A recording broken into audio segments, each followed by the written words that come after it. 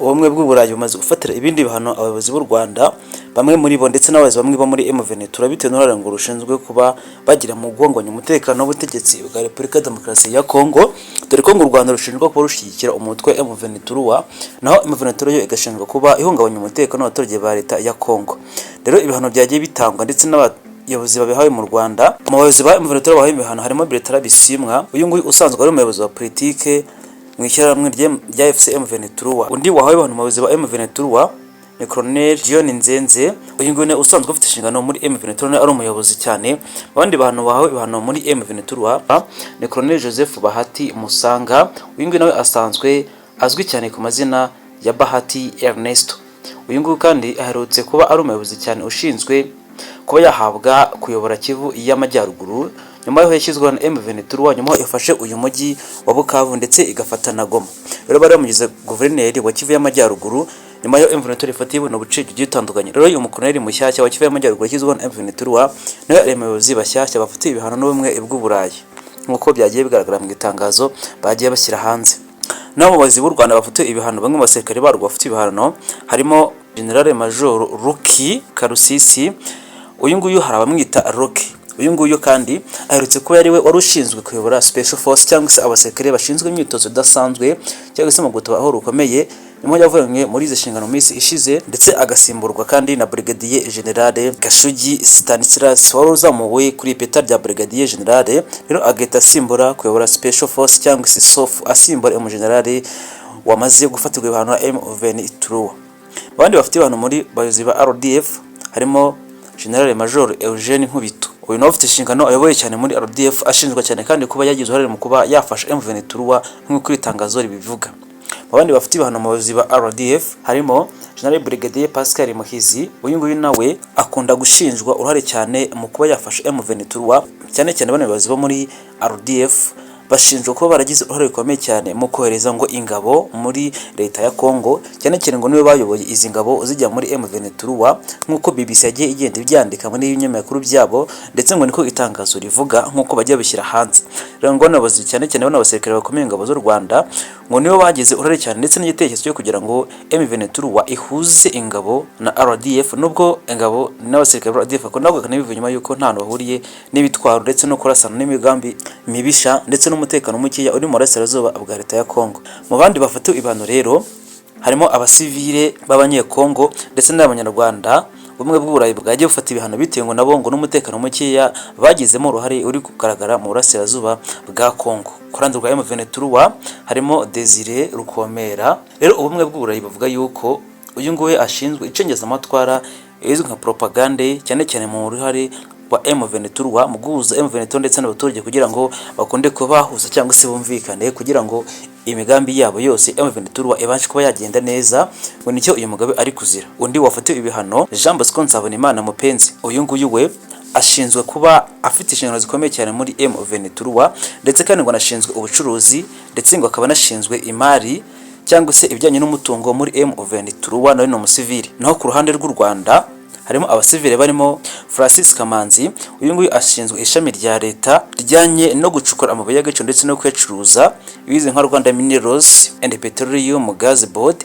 Rero kuba ashinzwe ibijyanye no gucuruza amabuye y'agaciro ndetse no kuyacukura, ndetse ngo amabuye nk'uko byanditswe na BBC ngo aya mabuye yose ashinzwe kuba yayobora yacuruzwa hanze ngo nava mu butaka bwa Kongo agizwemo uruhare rukomeye cyane M23 ngo RDF iri inyuma. Rero ngo aya mabuye yose ngo uyu mugabo ashinzwe ndetse no kuba yayacukuza ndetse no kuyacuruza ngo niyo mpamvu afatiwe ibihano ngo kubera ko u Rwanda ruri inyuma ya M23 ngo niyo mpamvu afatiwe ibihano kuko ngo ashinzwe kuba yagira rukomeye cyane nawe muri uyu mutekano muke kubera ko ngo aramutse atabishinzwe ngo byagabanuka. Niyo mpamvu afitiwe ibihano rero bikomeye cyane nawe uyu mugabo. Rero ubumwe bw'uburayi bavuga yuko ibihano abo bose bafatiwe ngo nuko imitungo bafite ku mugabane y'Iburayi ndetse no hanze yafatiriwe, haba abafite amazu abafite indi mitungo yose itimukana ngo yafatiriwe.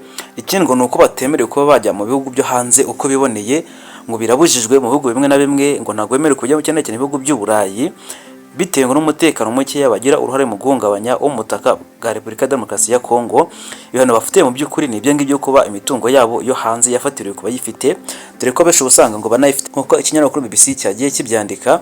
Ikindi ngo nuko aba bose kuba bajya hanze bitewe n'impamvu zitandukanye mu bihugu bitandukanye, cyane cyane mu bihugu by'Uburayi, ngo ni ikintu gishobora kuba kitagoye cyangwa se ngo ni ikintu cyaba gisa ntaho kidashoboka kuba bajya hanze, ngo ni abantu bafatiwe kora ngo wajya hanze akarenga kore amabwiriza ngo byaba ibindi bindi. Rero M23 iherutse gufata imijyi itandukanye nka Bukavu ndetse na Goma, cyane cyane iri mu ntara imirwa makuru y'intara ya Kivu y'Epfo ndetse na Kivu y'Amajyaruguru. Ibi ngiro ni byatumye habo intandaro ikomeye cyane yo kumvikana mu majwi cyane bavuga yuko u Rwanda rushyigikiye cyane M23, ariko ni ibintu u Rwanda rutakunze guhakana ruvuga yuko nta ruhuriye n'ibi ngibi by'umutekano muke ari ku butaka bwa Kongo, dore ko M23 yahakanye yivuye inyuma yuko nta hamwe ifite uruhare mu kuba yafatanya n'u Rwanda.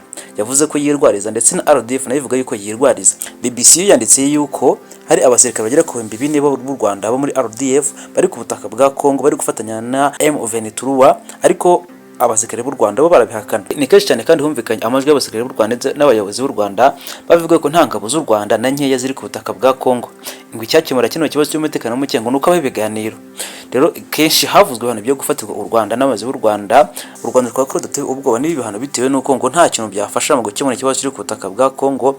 Rero ngo cyafasha ibibazo gukemuka ngo nuko haba ibiganiro ku mpande zombi, cyane cyane hagahuzwa M23 ndetse n'abasirikare ndetse n'ingabo za leta ya Kongo. Dore ko minsi ishize perezida wa Angola João Lourenço yatangaje yuko azahuza M23 ndetse na Tshisekedi bakaganira bagakemura ikibazo kiri hagati yabo, kuko ni kenshi humvikanye UN, Leta Zunze Ubumwe za Amerika ndetse n'ibihugu by'Uburayi bumvikana bafatira ibihano u Rwanda ndetse banabivugaho cyane, ariko n'indi miryango mpuzamahanga niyo ikomeza kugenda ibivuga. Ariko abasirikare b'u Rwanda na leta muri rusange bakavuga yuko ibi bihano ngo bitakemura ikibazo nk'uko benshi bishimangira. Gusa ikomeza kuvuga ko kinatangwa n'umucyo nk'uko nyakubahwa perezida w'u Rwanda Perezida Paul Kagame ubwo ari muhuro n'abaturage icyari cyiswe kwegera abaturage kwa tariki 16 z'ukwezi kwa gatatu 2025, yakomeje ashimangira yuko u Rwanda rutari muri Repubulika Demokarasi ya Kongo ndetse ngo nta ruhare rukeya rufite muri ibintu biri kuhabera. Ahubwo leta y'u Rwanda ivuga yuko icyo yakoze ngo ari gushyira ubwirinzi ku mipaka yarwo iruza n'ibindi bihugu kugira ngo umutekano w'abaturage barwo ndetse n'ubusugire ukomeze kubaho neza ndetse ibintu birusheho kugenda neza. Naho ngo kuba washyiraho uburinzi ndetse no kurinda umutekano w'igihugu cyawe ngo ntabwo bisobanuye ko uri guhungabanya umutekano w'ikindi gihugu. Kubera ko nyakubahwa perezida Paul Kagame avuga yuko uyu mutekano mukeya umaze imyaka myinshi cyane n'aga 30 ku butaka bwa Kongo, ngo nta hantu hamwe buri n'u Rwanda nk'uko bikunda gushinjwa n'amahanga. Gusa ariko nubwo Tshisekedi avuga yuko RDF ifatanya na M23 nta gihamya na kimwe yerekana, icyo avuga ni ukuvuga gusa.